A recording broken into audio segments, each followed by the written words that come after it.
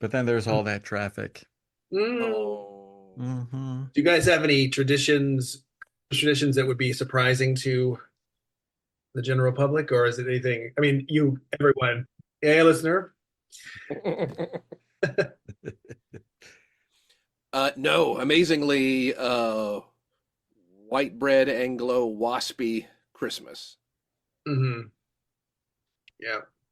Which I don't know what that is because I've never lived that. Hmm.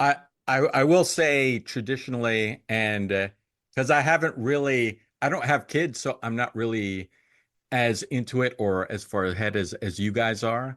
So just now that you bring it up, at first my in my head I was like, no, but I we do, my family's Colombian, and usually in the past we've my mom would make tamales, Colombian style tamales, which Okay. are like a meal unto themselves, unlike Mexican tamales, which are like a little side snack. Suck it, Mexico tamales. Yeah. Side snack. So what make so Yeah. now we need to know what a Colombian tamale is.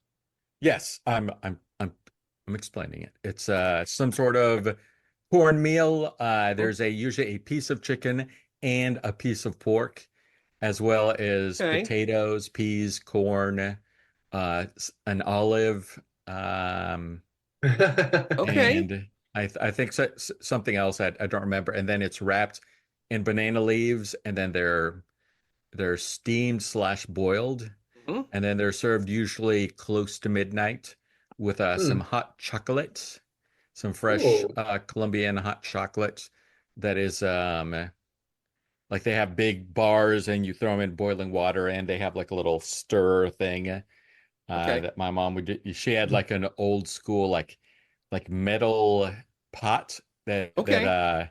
There's a whole show uh to it. A whole like yeah, tableside Caesar salad.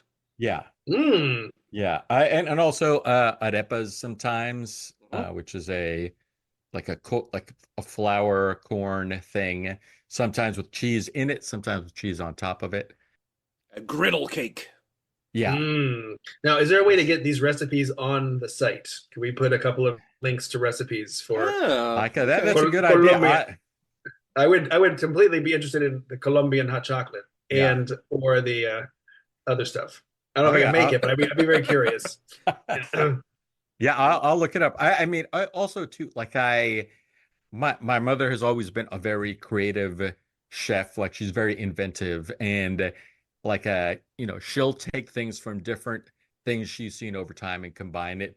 So like I just assume everything we eat is Colombian. Like the toad in the hole. Like I didn't realize for a long time. I thought like we were the only ones who did it. And for those of you who don't know, it's basically a piece of bread where you like rip out a little hole inside the like a slice of bread, and it's fried on a pan with some butter, and then you pop an egg inside it and cook it, flip it over, and keep cooking, and then you eat it that way, and it's damn delicious. Okay. Mhm.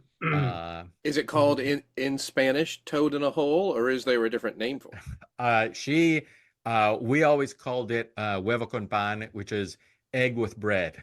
Okay. All right. Very, very, very Nice. Get straightforward. Very, get yes. get to it. Get to it and get it. Yeah, Yeah, in and out. No muss, no yeah, fuss. yeah.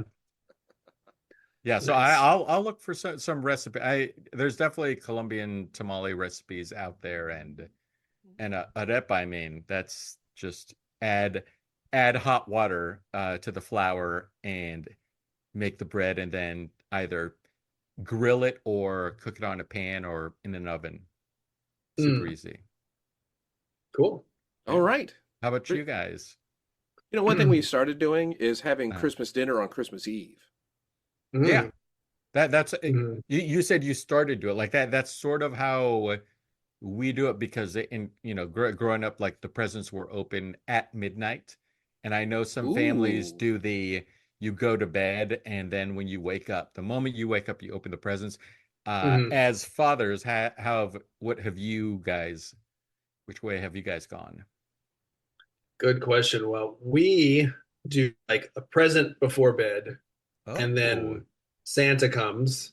Mhm. But when I oh, was growing up, it was the same thing. It's just sort of we would have Christmas Eve at my grandparents' house, and we would open presents from aunts, uncles, or whatever, and then you were set. and then you could sort of like ride that wave to the next morning.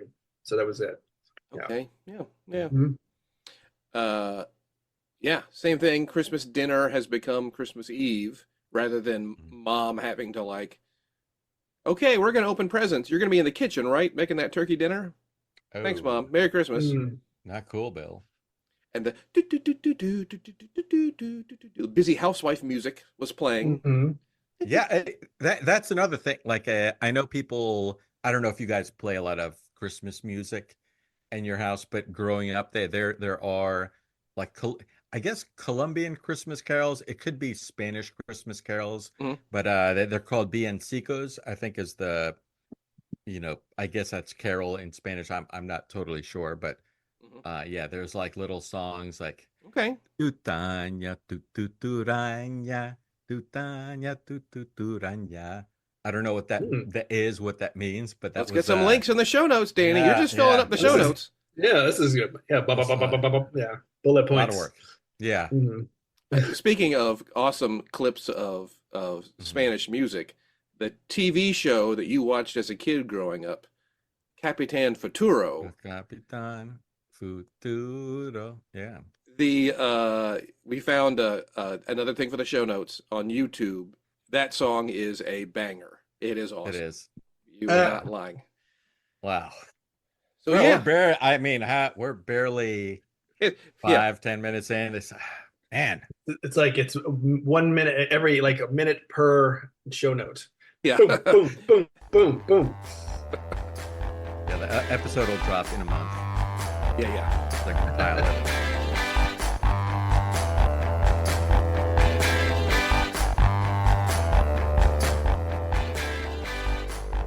Ayúdame, Capitan Futuro. Mi español es horrible. It's the maximum party zone.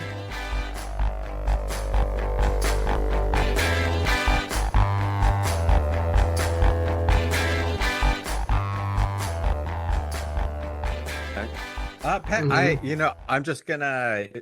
This is per Bobby from last week's episode when we were going over It's a Wonderful Life, Hmm. and the pat in the back is that we waited so long, deep into the pitches before anyone broke out a Jimmy Stewart impersonation.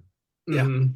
It was impressive, and I don't know if holding back on things is our strong point usually, Yeah. but we did Sorry, we did ladies. yeah sorry Mhm. apologies sorry not sorry but yeah, and then once it opened the floodgate, then everybody's doing it, everybody's doing it, everybody's doing it. Okay, all right. Hold on there, hold on a damn second. Takes so long to get an impression of me. I don't. Well, I I- thought you'd come out right away with it. Who it now? This brings to mind. Like I'm trying to think. Over time, like he was a super famous, well-known person, probably because of It's a Wonderful Life. And I guess his whole filmography. Just over time, how impressions become the topic du jour. Always political, whoever the presidents are in power. But then, and I remember, like in the '80s and maybe '90s, was Jack Nicholson was a big one, Mhm. and like recent, like I'm trying, like Matthew McConaughey Yeah. is Okay. one. Okay. But I'm trying to think of anyone else. But even that one's like it's almost a fringe impression. Like who is being Yeah. Mhm. That's a good point. There's not very many imitable people. Everyone's kind of like, you know, it's And I think not. there's just Yeah. you so many options as far as media goes. Are we all watching the same thing? Do we all have the same cultural touchstones? I was thinking about Rich Little, impressionist extraordinaire, who did a whole Christmas special where he played all the parts. Maybe it was even a Christmas Carol. No, it was something where he Ooh. played all these things as characters, and it's like that was a viable career path at some point, kind of like Yeah. magician. Yeah. It's like that guy got a TV special on. That's amazing. Let me look it up. Actually, is it what's Christmas Carol? I bet it was Christmas, and I feel like Yeah, it was. He played. Oh yeah, Scrooge was W.C. Fields was Scrooge. Man, okay. dude. Wow, Yeah. wow. I remember as a kid watching that and just being like, I know that impression, You know, like W.C. Fields have been dead for 30 years when I was a kid. Yes, It's just like, right. but I've seen so Yeah, many can people I? do impressions of him, but I've never actually seen the Mhm. real. And it's Yeah. like you see that it's like, he doesn't sound that at all. Okay, I'm gonna read the cast. Who was who? Okay, so this is Rich Wait Little's a minute, Christmas this Carol. isn't funny at all. This isn't funny at all. Wait a minute. All right, are you ready? Please, yeah. Here we go. So Ebenezer Scrooge, W.C. Fields, Bob Cratchit, Paul Lynde, Fred, Johnny Carson, Laurel and Hardy as the two solicitors, Richard Nixon as Jacob Marley. Hell with my past life. Look at Ebenezer. Anyway, Humphrey Bogart goes with Bad, Groucho Marx, Fezziwig, Jimmy Stewart as Dick Wilkins, Peter Falk, James Staples. Anyways, oh my gosh. Wow. Anyways, that's not even all of them, but that was Rich Little pulling out the stops and in makeup and in character and everything. And you said Oh my God. Paul Lynde was Bob Paul Cratchit? Lynde. Okay. Yeah. You can't put another thing on the fire. I'm afraid to ask, do I need to find a link for that? Oh, yes. Probably. In the that notes. movie? Right. It would probably be for the best if you did. All right. Okay. All right. Danny, if you could put that in the show notes, that'd be great. Yeah. Sure, no thing. Yeah. Well, we got the holidays coming up. People may be home want more materials. Mm-hmm. They need more media over the holidays. Yeah. Snowed in. Yeah, it's Show tough. notes full and flowing. Right. So a bit, Bill, don't you have you seen? Have you seen? Well, have you?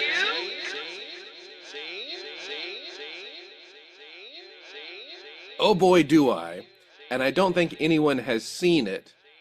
And I came across it in this kind of weird roundabout sort of way. I just took a job. I'm now substitute teaching at the high school. No more middle school for me. Nice. Yeah. It is its own school district. And if the press is to believe, it is the largest high school in the country in terms of square footage. Whoa. Oh, wow. There are 3,800 students, something in that. Like, just, it's ridiculous. Good Lord. Just, Wow. yes. And it is like a college. And Can you report to us like the latest gossip going around between the I teachers? certainly will. I Okay.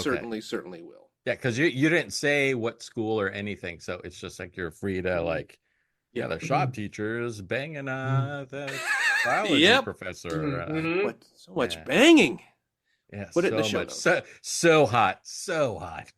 Well, this isn't the have you seen? And I may have sent a picture. I think I may have sent a picture to Danny, but the teachers' lounge for this school is like, you know what it's like? It's like a gentleman's club where we would have seen Patrick McGowan Yeah, by the fireplace. There is a with his working feet up on a fireplace. table. Oh, wow. Yes, it is hilarious. And there's all kinds of tables and things, and people are eating all around. Not enough sofas and comfy chairs. I'm not going to lie. It's mostly tables and chairs, but wood paneling everywhere and old oil paintings and, high ceilings. It's hilarious. Sounds And very nice. a salad bar and a hot bar and staff. The teacher's lounge has staff. Wow. Wow. Yes. Nice. And you're not part of the staff. And I am so mean. Finally, someone who's below me on the pecking order. Wow. The substitute lounge Substitute. worker. Substitute pulls rank on food service. No, not the food service manager. Let's just be clear. Let's just be the manager. And actually, They're above you for sure. Yeah. in fact, a good portion of the service staff are probably above me, certainly with seniority. But there's one or two. There's one or two out there that I push around. Yeah. What's up? What's up, new kid? Oh man, substitutes picking on that. There's an article from is it Evan Kavanovich, the journalist who was captured by Russia, and he released this story recently. This is not a have you seen, but it's inspired by what you're saying. Yeah. He's talking about some secret Russian agency, part of the KGB or some finger or branch of it, DCB, something. I'm butchering it because this was not planned, Sure. but there's a guy in it who apparently is like a sort of a quiet, dangerous guy who can walk in the room and he can like, I think the quote is like, he can tell immediately if you're a shark or a pussy. Like that's his Okay. like his thing. Like it's just like what? But yeah, he's you talk like you trying to suss out who which Yeah. of the lunch people there are Who can sharks. I piss Yeah. on Yeah. Mhm. and get away with it? So anyway, I was in Yeah. doing Detour some side. research in the lounge, the teacher's executive Mhm. suite, reclining by the fire with a non-alcoholic brandy. It is on school hours, after all. Mhm. Not sure what non-alcoholic brandy would be. Anyway, there's this article that came across from like 1916, and it's monkey attempts to rob Evanston home. Evanston is a city just north of Chicago, and I would just read a few points because it's hilarious.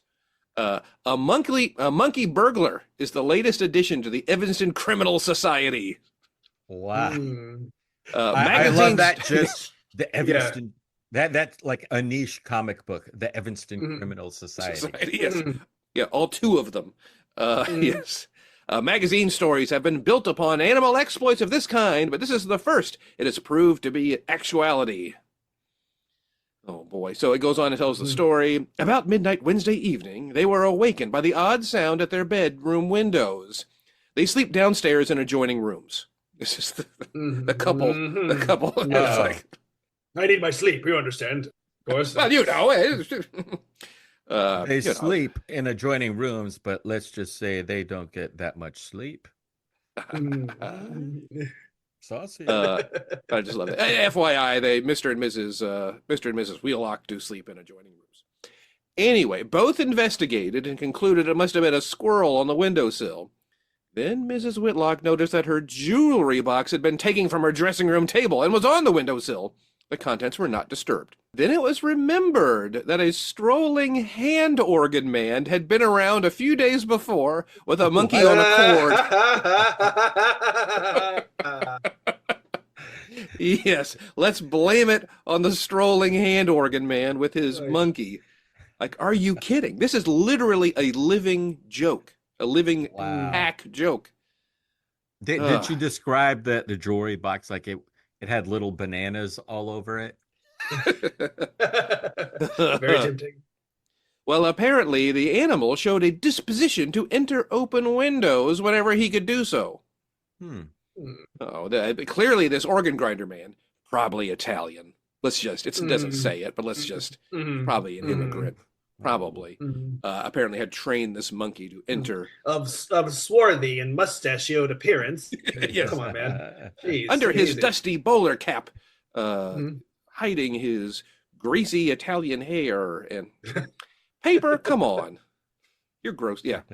Confirmation of this theory was received in the morning when the maid was found in a pallor of fear. Mm. She said that her room had been entered by a monkey during the night and that it was difficult to frighten it away. He explored the room and gave her such a shock. That you know what I would guess Uh. people of that time we see monkeys all the time on television and zoos and stuff, Yeah, and that's true. We do. so it would be like to see like an animal, a creature like that, like yeah, that's probably pretty terrifying. Mhm. An actual monkey? Mhm. Is the circus in town? We're so used to monkeys coming in and out of our houses. It's not weird for us, but these people, what the? Yeah.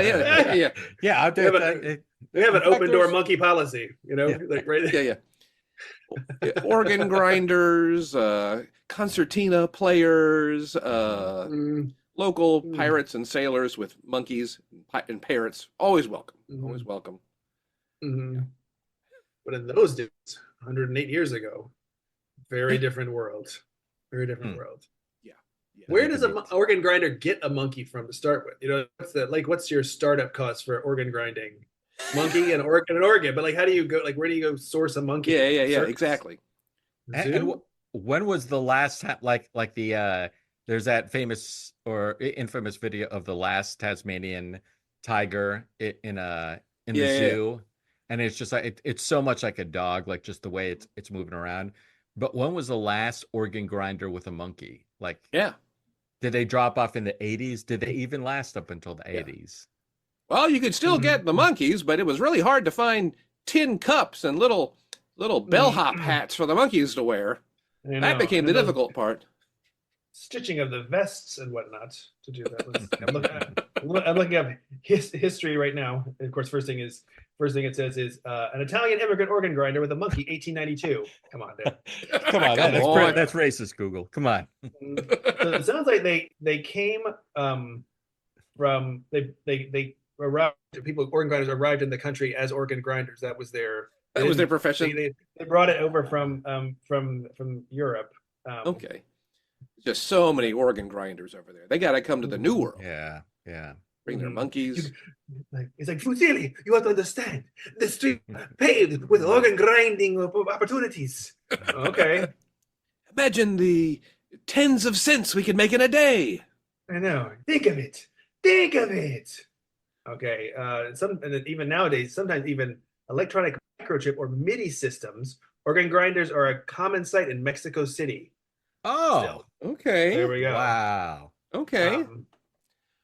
Boy, I bet if you right. today, like on the streets of like a big city, Chicago or New York or LA or something, had a straight up organ grinder monkey with the tin cup and everything, I bet you could actually clean up.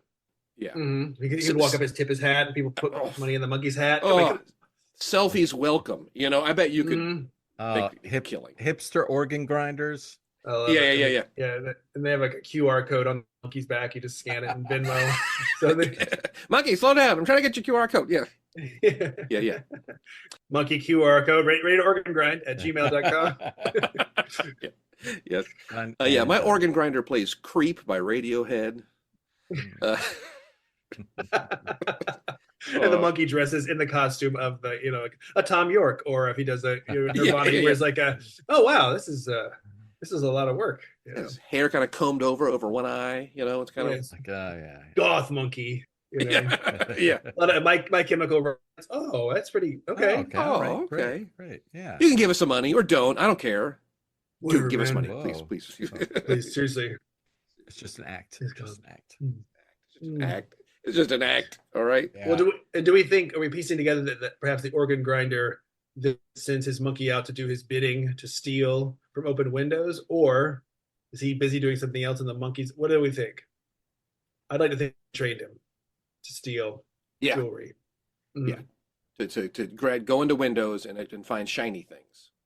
Before Ocean's 11, there was Ocean's 2. Mm-hmm. And it's just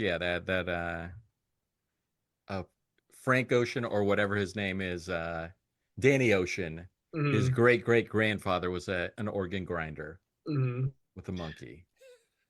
When I was a kid, homesick, this was like maybe 1981 or something, very young. There was some movie on television, and again, you can't get up. We didn't have a remote control, so if you're sick on the couch, you can't get up and change the channel. But it's a movie called Monkey Mission, and it was a made-for-TV movie. Show notes. With that, who was the TV star who shot his wife and was Beretta? Robert Blake. Robert Blake, yes. And they train a monkey to break in to steal something. But I have looked it up, and there are, and Danny, we can put it in the show notes. There are clips and a trailer for the 1982 crime thriller Monkey Mission. Monkey Mission. Yeah, you better get this episode to me early. This thing is just piling up. Yeah. I also like the idea of when you saw the Oceans, like remember Billy Ocean, the singer? Like, yeah, we're going to rob a casino. Billy Ocean's 11. Billy Ocean's 12.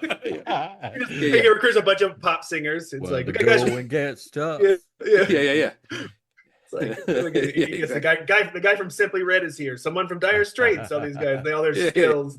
We're going to put on a concept. We're going to rob the casino. Billy Oceans, you're crazy. Billy Oceans.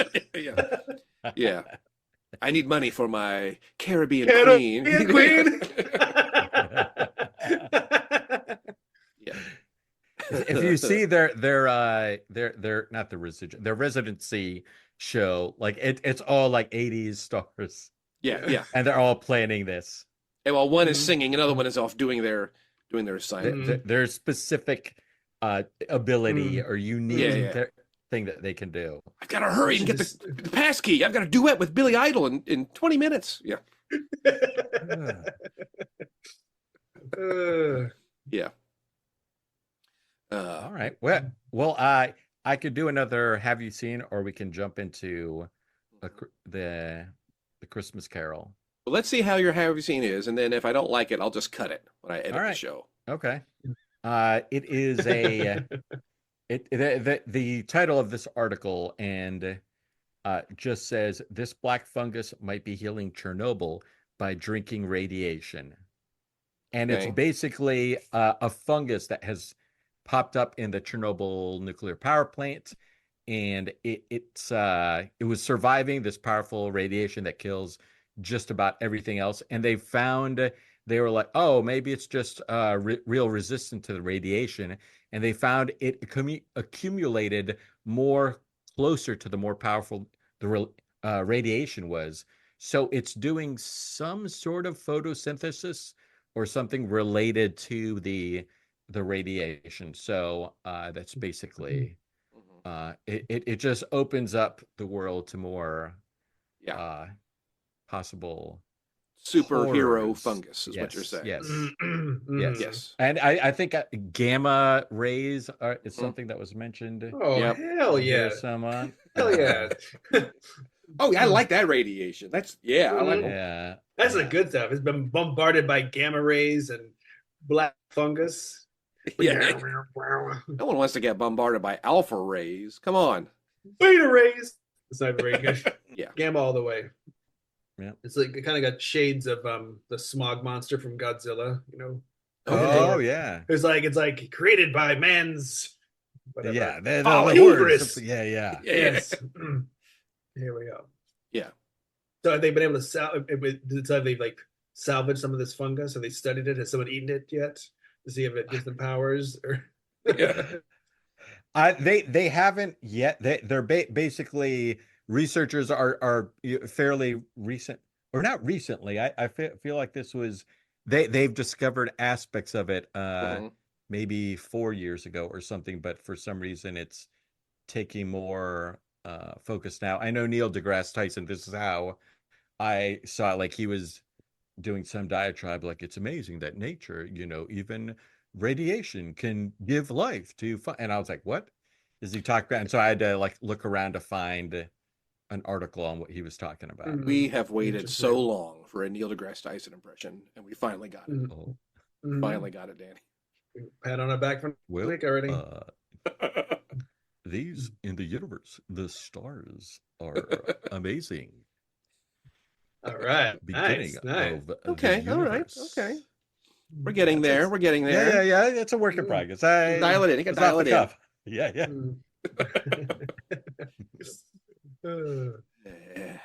Yeah. So that was the Chernobyl fungus. Chernobyl fungus. Okay. All right. Yeah. Yeah.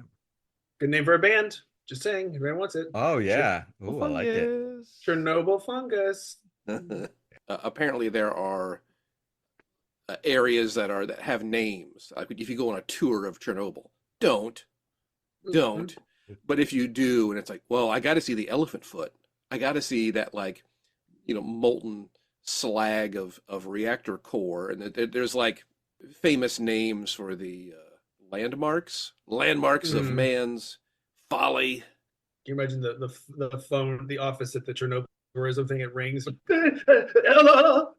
How often does the phone ring for Chernobyl tours? Oh my God! What is that noise? They had to go through papers and papers and papers. Hello. Hello. Yeah. Really? No one's called here for years. That's crazy. Just some guy sitting, feet up, asleep in the phone. Chernobyl tourism office. Maytag. Yeah. Yeah. It is the Maytag guy. Well, oh my God. Yeah. That's where he's Just been. what I thought. The Berlin Wall fell? What's going on? Hello? Oh my God. Yeah, I think I could squeeze you in. How's next? Any day, anytime. We're gonna do that. Let me see. Yeah. Oh, Chernobyl Tourism Board. Guys, we got to get the word out. Which word? That it's safe or the word? I don't know, honestly. This is not what I expected. Yeah. Chernobyl, we're still here. Yeah. Yeah, those commercials. I don't know. Mm, Not everything blew up. Don't bring mm, your shoes home. Let me just say that. If you ever come, mm, just leave your shoes mhm. here. Don't take them home. It's like it's a 10 on the Richter scale and the fun scale. Oh man. Yeah. No. Everybody like, don't go in there. I think it's Yeah. Yeah, Awesome. Welcome to Chernobyl. How long are you staying? We hope to stay here a couple weeks. I wouldn't do that. yeah, I wouldn't do that. Yeah. Overnight should be fine. Don't drink the water. Mhm. Same guy runs the hotel. Let me see. It's like puts on a different hat. All right, the hotel. Let me see. All right, Check you out here. Which Yeah. room? Which room? Which room? Which room? Yeah. There's some complimentary sunscreen. It's November. Here's some complimentary sunscreen. You're gonna. You want to slather yourself in this. Yeah. Slather. especially on your eyeballs. What? What? Eyeballs Trust and me. genitals. Do you have children? Are you done having children? Mm. Would you like to have children in the future? Okay. Okay. All right. This will take care of that. We saw the Aurora Borealis at night. That wasn't the Aurora Borealis. It's one of the many beautiful sights at Chernobyl. Yeah. It's time to go. You need to go now. You need to go now. Mhm. Yeah. It's the city that never sleeps because it's dying so slowly. Ah. Hmm. Ugh. Hmm. What the? Horrifying. Oh. That's right.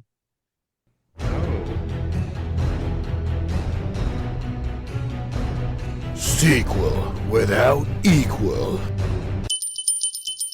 Christmas edition. It's that time, everybody. Yeah, Christmas movie sequels. that's right.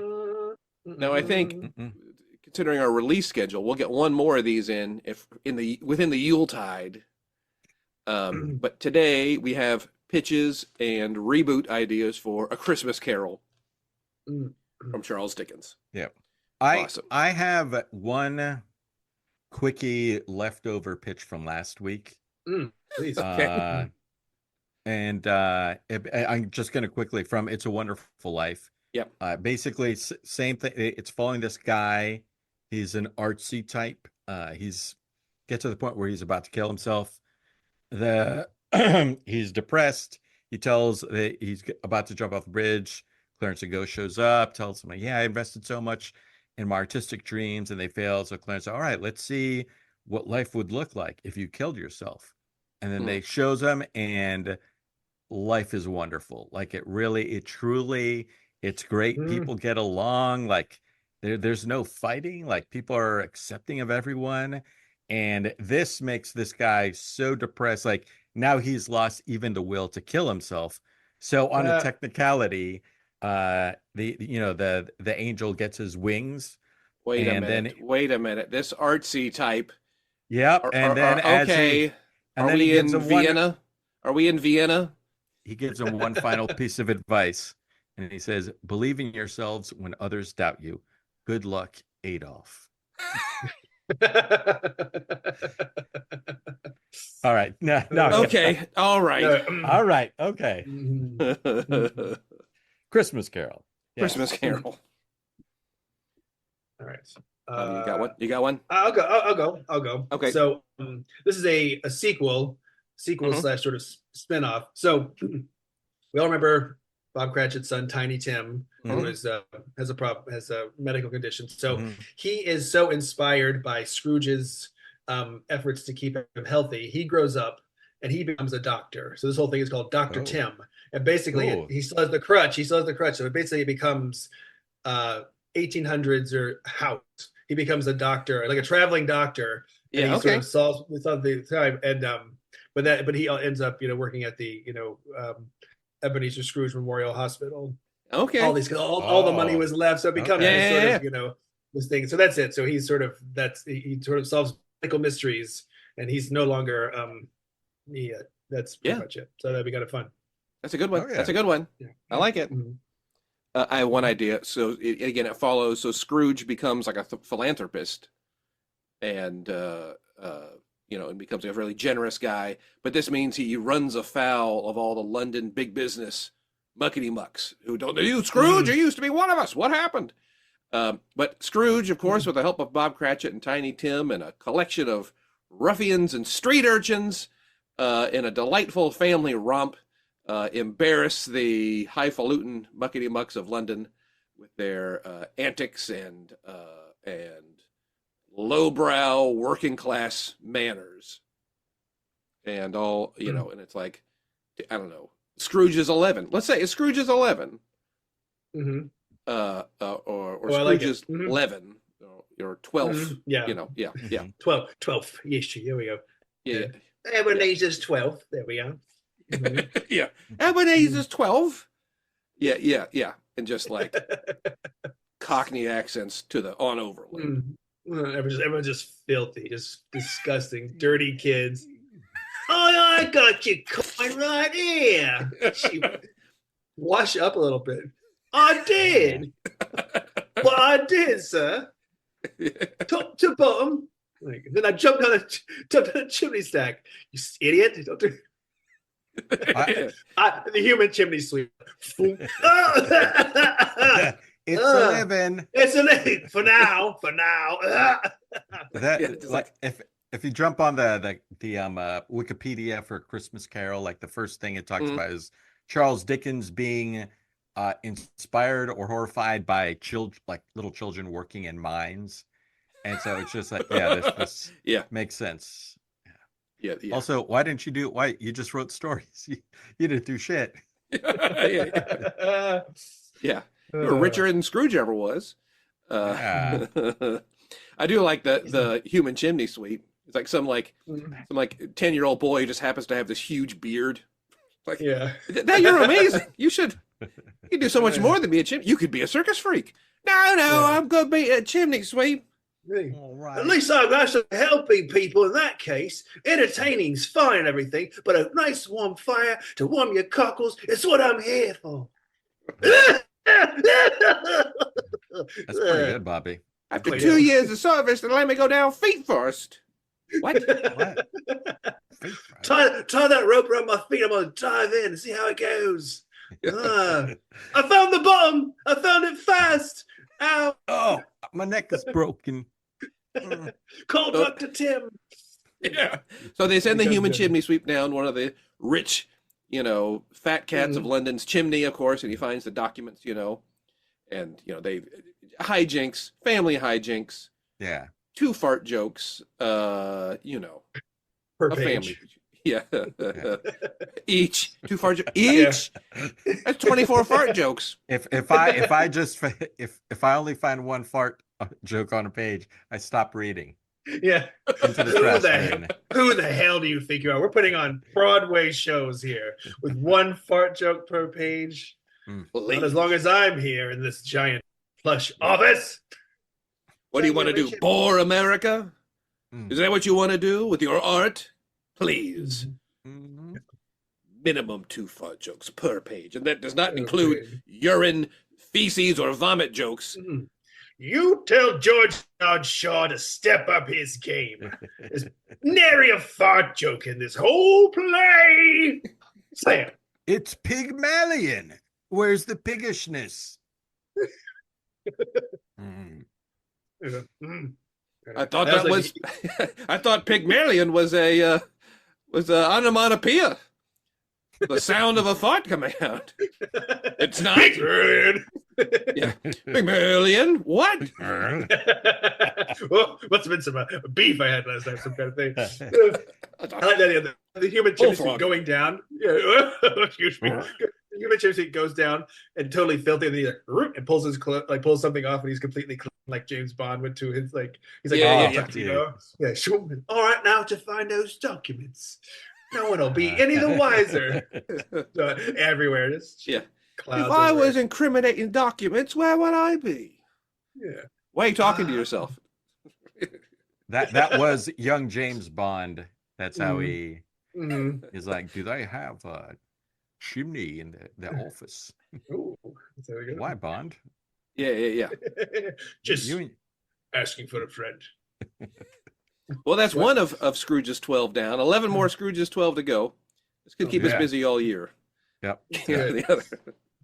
Well, there's also a crossover between. You remember the I don't know the time period, but the Sherlock Holmes and his the Yeah. Baker Street irregulars. Like maybe Oh, these yeah. are the same urchins who help out Sherlock Holmes also run afoul of Scrooge and get the geese. It's all the same kids. Well, I'm sure Dr. Tim, he probably has some kids back from the neighborhood, back from the barrio that he knows, when he gets them to investigate things, Mm-hmm.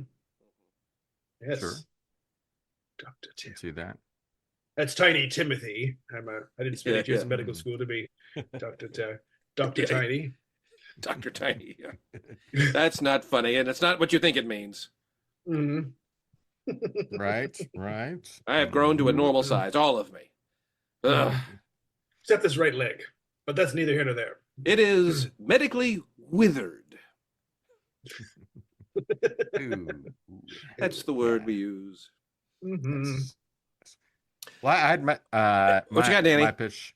This is basically a little bit Tiny Tim focused, or it is Tiny Tim focused, and it's basically he deals with his disability, and it follows him all his life.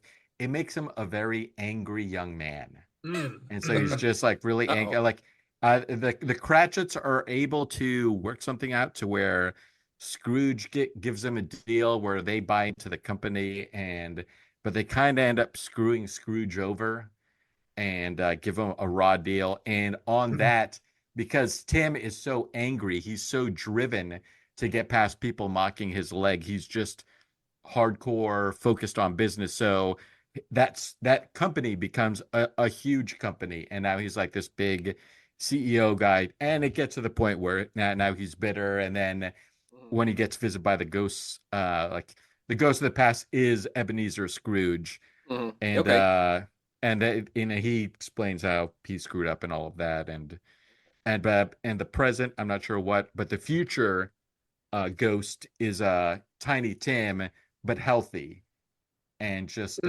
this dark portend of like maybe some weird stuff happens, uses people to heal his leg, gets a leg amputated. I don't know, but that's it for that one. Kind of a Tim takes an alt-right incel turn. Yes. It's two fascist things you've had, Danny. Let's just maybe keep it there for the rest of it. There's going to be a third one. The The modern take. Well, no, the third one is not. We'll see. Yeah. Bobby, you got another? That's all I got. I've got one. This is called Zombie Jacob Marley. And so what happens is it was all a setup. The entire movie and story of A Christmas Carol was a setup. And that now that Scrooge is generous and happy again, he goes through his old documents and finds Jacob Marley's will.